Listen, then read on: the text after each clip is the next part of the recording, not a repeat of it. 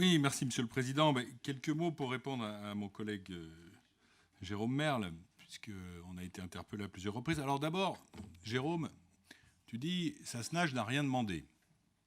Je te conseille de relire quand même l'enquête publique de 2015, et notamment l'expression d'un certain nombre d'habitants de Sassenage qui trouvaient l'idée très intéressante, parce que même si le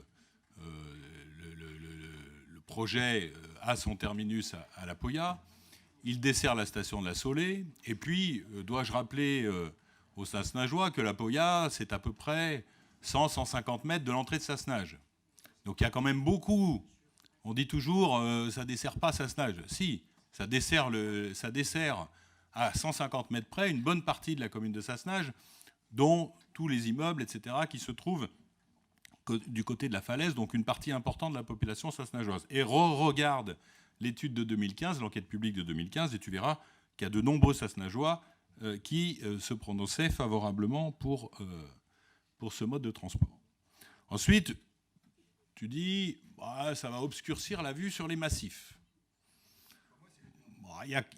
Il y a quelques pylônes, effectivement, mais Vincent a fait le parallèle avec la Bastille. Alors, sans être sur la Bastille, sans aller forcément sur la Bastille, parce que j'y reviendrai après, ce n'est pas du tout le même mode de transport, on sait quand même qu'en général, quand on est dans un mode de transport par câble, c'est là où on a les belles vues sur les massifs. Donc, allez nous dire que ça va obscurcir les vues sur les massifs, parce qu'on va mettre, je crois qu'il y a 15 ou 16, non, même pas, parce que ça, c'est avec les stations, pylônes. Entre parenthèses, pour la plupart, pas plus grand que des pylônes. Moi, je fais le parallèle avec un pylône qui va être installé au bout du lotissement des Charmettes. Ce pylône va entraîner la suppression de 2 pylônes électriques.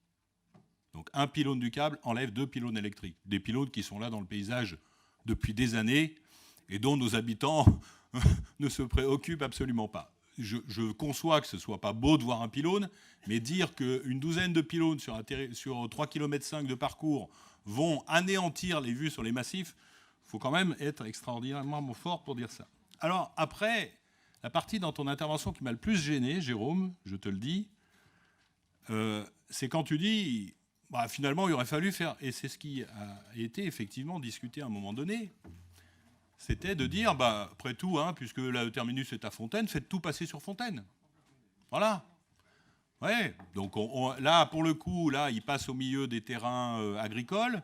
Là, on survolait à peu près 5000 habitants, des immeubles, etc. Mais là, ça gênait moins. Tout comme l'impact environnemental, puisque j'ai cru comprendre. Alors moi, je ne maîtrise pas totalement le vol de la chouette chevêche, mais j'ai cru comprendre que la chouette chevêche, quand elle était sur Sassenage, elle allait être dérangée par le câble. Par contre, si le câble avait été 50 mètres plus loin côté Fontaine, ce qui est ce que vous nous aviez proposé, là, pour le coup, la chouette chevêche, elle est sassenageoise, certainement, la chouette chevêche. Donc, elle a vent de ce qui se passe sur Fontaine. Elle n'ose pas trop s'y aventurer, même si nous, sur Fontaine, nous avons interdit la pratique de la chasse. Je pense qu'en termes de... Enfin, nous avons régulé la pratique de la chasse. Je pense qu'en termes d'impact sur l'environnement, sur la chouette chevêche et sur d'autres, il vaut mieux réguler la pratique de la chasse plutôt que de s'en prendre au transport par câble. Alors ensuite, on nous dit... Alors ensuite, Jérôme, tu nous dis, ça c'est extraordinaire, tout le monde est contre. Tout le monde est contre. Bon. Tout le monde est contre. Alors, je vois... Le Dauphiné libéré, excusez-moi, je vais vous citer, mais le Dauphiné libéré, ce n'est pas un référendum, mais il a fait une enquête il n'y a pas longtemps. 3000 personnes se sont exprimées, c'est quand même pas rien, 3000 personnes. Et je crois, vous me confirmerez, on était à 62-63% à peu près d'avis positifs. Donc tout le monde est contre. Faut voir qui c'est qui a voté, et forcément, quand ça ne vous arrange pas, il faut voir qui c'est qui a voté. Moi, je vois qu'il y a eu 3000 votants. Et je vois que sur les 3000 votants, il y en a 62-63% qui ont dit oui. Donc je ne sais pas si c'est exact, mais par contre, le fait de dire que tout le monde est contre, ça, pour le coup, c'est totalement inexact. Il y a eu aussi dans ce même journal une tribune des principales entreprises implantées sur la presqu'île qui ont... Et là, vous allez voir, là, il y a tous les gros. Il y a tous les gros. Bon, CEA, ST, etc. Ils ont tous dit qu'ils attendaient le câble avec impatience. Donc tout le monde est contre. Jérôme, je ne sais pas où tu le trouves, le tout le monde est contre, mais moi j'ai l'impression plutôt que ce projet génère un certain engouement. Mais alors peut-être que ce serait sur Sassenage. Alors, Moi, j'ai fait des réunions de concertation. Le lancement de la concertation était à Fontaine. À peu près 100, 120 personnes dans la salle, ce qui est pas mal, mais enfin, ce qui n'est pas non plus la totalité de la population. Il y avait effectivement un certain nombre de personnes contre que je pourrais évaluer à 30-40. Tout le monde est contre, 30-40. Voilà. J'ai fait une réunion de concertation sur Grenoble. Olivier Bertrand était là. Là, ils étaient plutôt majoritairement pour. Je n'ai pas fait celle de Saint-Martin-le-Vinou. Peut-être que Sylvain Laval s'exprimera. Et je crois qu'il y a une réunion cette semaine, hier soir, ou avant-hier soir, à Sassenage, sur le bruit. Je crois qu'il y avait une vingtaine de personnes. Donc tout le monde est contre. Si c'était un projet qui mettait le feu à la commune, je pense que dans vos communes, si vous avez un projet qui met le feu à vos communes, il n'y a pas 20 personnes dans la salle. Hein, voilà. Oui, il y avait le match. Non, c'était avant le match. C'était avant le match. Voilà. Mais, voilà. Alors, ensuite, il y a un débat qui est plus intéressant, qui va revenir sur un certain nombre de débats qu'on a eus ici, c'est le RER métropolitain. Mais bien sûr que nous sommes tous pour le RER métropolitain. Mais je crois que certains ont encore du mal à comprendre ce qu'est un système de transport. Un système de transport, ce n'est pas un mode de transport qui répond à toutes les problématiques. Le RER métropolitain, il va répondre à une problématique, qui est les entrées sur l'agglomération, l'entrée massive sur l'agglomération, et principalement aux horaires de travail. Parce que le reste du temps, vous avez effectivement des flux sur ces axes, mais ce sont des flux traversants. Les bouchons qu'on a le matin entre 7h et 9h et qu'on a le soir, ce sont essentiellement dus au trajet domicile-travail. Et effectivement, ceux-là, la réponse, c'est plutôt le RER métropolitain. Mais les liaisons interrives, ce n'est pas le RER métropolitain. C'est comme si on nous disait, il y a le RER métropolitain, alors supprimons les tramways, supprimons les bus. Puisqu'on est tous pour le RER. Non, et ce projet du câble, il est dans un système... Il a été inscrit dans le PDU, c'est-à-dire qu'il est complémentaire aux autres modes de transport. Il permet justement de relier ces modes de transport, des lignes de tram, des lignes de bus, des chrono-vélos, puisque, gros avantage de ce mode de transport, il sera accessible aux vélos. Et que ceux qui ne font pas beaucoup de vélo peuvent peut-être se dire que traverser de Saint-Martin-le-Vinou à Fontaine, ça se fait comme ça, ou à Sassenage, ça se fait comme ça. Ça ne se fait pas tant comme ça quand on vient de loin. Quand on vient, Vincent l'a dit, des contreforts de Chartreuse, quand on vient, etc. Donc c'est complémentaire aux autres modes de transport. Et je ne pense pas qu'il y ait ici beaucoup de gens qui soient pour opposer un mode de transport à un autre. Ensuite, tu nous dis, finalement, ça va desservir les habitants qui ne sont pas là encore, donc il n'y a qu'à attendre qu'ils soient là. Les premières décisions, je crois, sur l'engagement du transport par câble, c'était première réflexion en 2012, première décision 2014. Ça veut dire entrer en service si tout va bien, 2025, ça veut dire que nous aurons mis 11 ans pour faire ce cheminement. Donc si on suivait ton raisonnement et qu'on attend que les gens soient là, quand ils arrivent, on leur dit, écoutez, démerdez-vous pendant 11 ans, puis peut-être que dans 11 ans, on aura une solution pour vous. Quel élu responsable peut dire ça ? Le travail des élus, ce n'est pas de prendre la situation actuelle, c'est de prendre en compte les besoins futurs, et c'est bien comme ça que ce système de transport a été construit, c'est de prendre en compte les besoins futurs et de répondre à ces besoins futurs. On n'attend pas que le problème se pose pour essayer de le résoudre. C'est quand même assez hallucinant de développer ce type de commentaires. Alors ensuite, on nous dit, finalement, il y a des impacts, ils sont réels, mais finalement, ça ne sert à rien. Moi, je suis désolé, je ne suis pas ingénieur, donc je n'ai pas pour habitude de considérer que je sais tout sur tout. Donc quand je suis face à des situations que je ne connais pas, je regarde ce que les experts disent, j'essaie d'avoir un regard critique, mais quand même, quand il y a des cabinets d'expertise indépendants, quand il y a de multiples services, etc., qui donnent un avis, j'essaie quand même de le regarder sans le balayer. Et j'ai regardé le rapport d'enquête publique. Et qu'est-ce qu'il nous dit, le rapport public ? Il nous dit, valeur actualisée socio-économique, gain 2,4 millions d'euros. Il nous dit, taux de rentabilité interne. Donc quand je dis ça, ce n'est pas de la rentabilité financière. C'est la rentabilité, quand on dit la valeur actualisée socio-économique, c'est la valeur lorsqu'on a pris tous les effets néfastes, tous les effets positifs, et que les effets positifs contrebalançant les effets néfastes, on a une valeur qui est positive ou négative. Quand elle est positive, Cela veut dire une chose, et ce sera vérifié dans l'enquête publique, cela veut dire que ce projet est vertueux. Et là, il l'est, puisque valeur actualisée socio-économique, 2,4 millions d'euros. Donc il est considéré par l'ensemble des experts qui ont fait le rapport d'enquête publique, qui, je le rappelle, est pour une partie des experts totalement indépendants, il est considéré comme positif.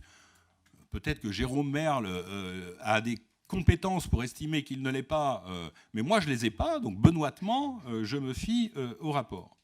Taux de rentabilité interne de 4,6, là aussi, c'est un instrument qui va être utilisé par les services, puisque rappelons-le que ce projet va être soumis à l'enquête publique, et donc il y a des experts encore qui vont vérifier tous ces chiffres qui sont dedans, et quand le TRI est supérieur à 4,5, il est considéré comme étant, là encore, recevable. Donc on est, excuse-moi Jérôme, mais on est dans un projet qui, même s'il y a quelques effets négatifs qui seront pris en compte d'ailleurs, tu as évoqué le fait que le SMAG les prenait en compte. Ben oui, dans une enquête publique, on regarde les effets négatifs, on essaie de les prendre en compte. Mais l'ensemble est positif. Et puis, dernier élément, moi j'ai eu l'occasion d'aller présenter le projet des portes du Vercors au CIMI. Guy Julien y était aussi. Je veux vous témoigner ici de l'engouement qu'il y a pour l'ensemble des opérateurs nationaux par rapport à ce transport par câble. C'est véritablement un outil d'accélérateur de notre territoire. Et donc, moi, la question que je pose, c'est effectivement, dans le berceau de Poma, qui est une entreprise cocorico fontainoise, dans le berceau de Poma, est-ce que nous allons passer à côté de la chance d'avoir un mode de transport innovant, vertueux pour l'environnement, attendu par nos habitants? Et pas là, je me dois quand même de rappeler la vérité des choses, parce que moi j'étais là. Il y a eu 2 réunions, Jérôme. Il y a eu une première réunion entre Fontaine et Sassenage, dans le bureau de Christian Coignet, où vous nous avez présenté une variante qui visait effectivement à passer sur Fontaine. Variante sur laquelle nous n'avons pas donné notre accord, mais qui a ensuite été soumise à une réunion à laquelle le président du SMAG participait, il pourra le dire, où il a d'emblée exprimé que cette variante supposerait de refaire totalement les études et que donc le projet repartait pour plusieurs années, et donc ce n'est pas effectivement une variante qui a été retenue. Par contre, ce que Jérôme Merle oublie de dire, c'est que lors de cette même réunion, nous nous sommes mis d'accord, et ça, Monsieur le Président, vous le savez, puisque ça a été reporté dans Porte du Vercors, nous nous sommes mis d'accord pour supprimer sous le câble ce qui s'appelait l'allée métropolitaine dans le premier projet des Portes du Vercors et qui visait à faire passer une voie de circulation. Sassenage n'était pas d'accord là-dessus. Nous a demandé quelle était la position de Fontaine. Nous avons dit que nous étions d'accord avec Sassenage pour porter ensemble une requalification de l'avenue de l'Argentière.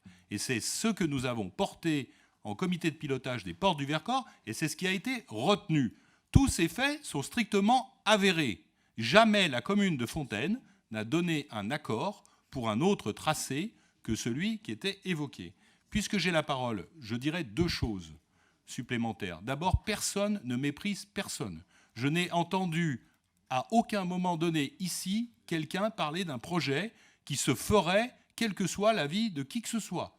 Nous sommes dans une procédure, ça a été rappelé, il reste effectivement une dernière étape qui est l'enquête publique. La procédure se poursuit, personne n'a évoqué ce projet comme étant acquis, quels que soient les avis des uns et des autres. Mais la commune de Sassenage, comme les autres communes, doivent se plier aux contraintes réglementaires. Il y a une enquête publique. La commune de Sassenage, comme elle l'a fait dans le passé, portera son avis. Cet avis sera pris en compte au même titre que l'ensemble des autres avis. Il n'y a pas quelqu'un qui décide pour les autres. Deuxième point, on parle de l'air liquide. J'aimerais qu'on nous explique encore une fois pourquoi il y aurait des atteintes environnementales si ça passe là où ça passe actuellement et si on n'aurait pas pour aller à l'air liquide. Là, il va falloir quand même être très fort, Jérôme. Et dernier point sur les ascenseurs valléens. Moi, je suis tout à fait favorable à ce que nous étudions les ascenseurs valléens. Mais quand j'entends dire c'est pas là qu'il faut faire, c'est ailleurs, je ferai une remarque. Aujourd'hui, le Grésivaudan demande des études sur le transport par câble. Il demande des études. Et nous les avons votées au SMAC. Pourquoi ? Parce que le seul moyen de savoir si un projet est faisable et rentable, c'est de faire les études. Et sur ce projet, n'en déplaise à ceux qui sont contre, n'en déplaise à M. Merle, n'en déplaise à M. Carignon, n'en déplaise à Mme Madrenne, les études ont été faites.